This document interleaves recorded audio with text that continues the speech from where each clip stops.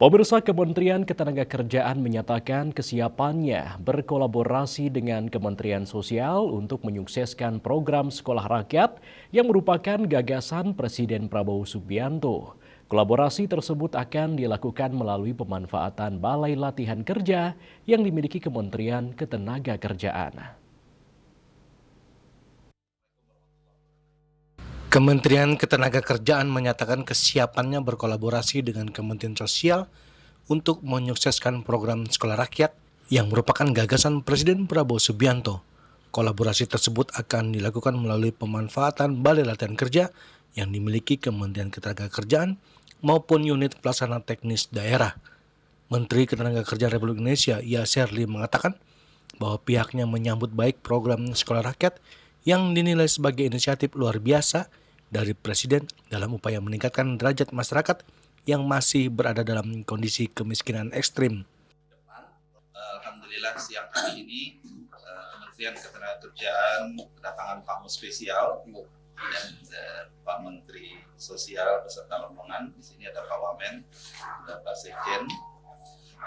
Agenda kita adalah kolaborasi lintas kementerian ini fokus pada menindaklanjuti instruksi dari Pak Presiden, Pak Menteri, ya, bagaimana pemanfaatan fasilitas yang dimiliki oleh Kementerian Ketenagakerjaan, khususnya BLK, ya, baik itu milik dari Kementerian Ketenagakerjaan ataupun UPTD dari daerah, untuk dimanfaatkan sekolah rakyat.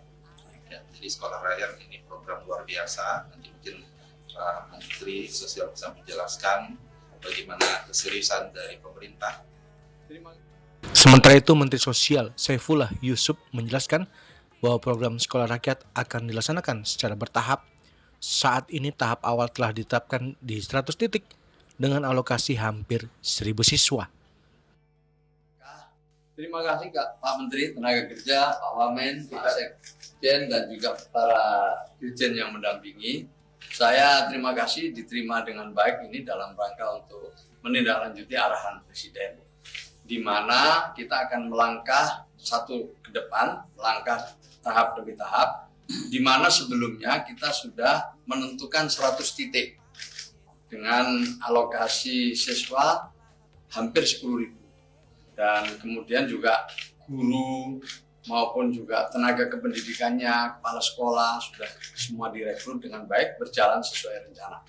Nah, sekarang kita akan melangkah setahap lagi, di mana atas arahan Presiden kami berdua akan bekerja sama dalam rangka menambah penyelenggaraan sekolah rakyat di tahun 2006 atau 2025-2026 dengan memanfaatkan balai-balai latihan yang dimiliki oleh Kementerian. Dari Jakarta, Julius Wate dan Ketut Sumadiasa melaporkan.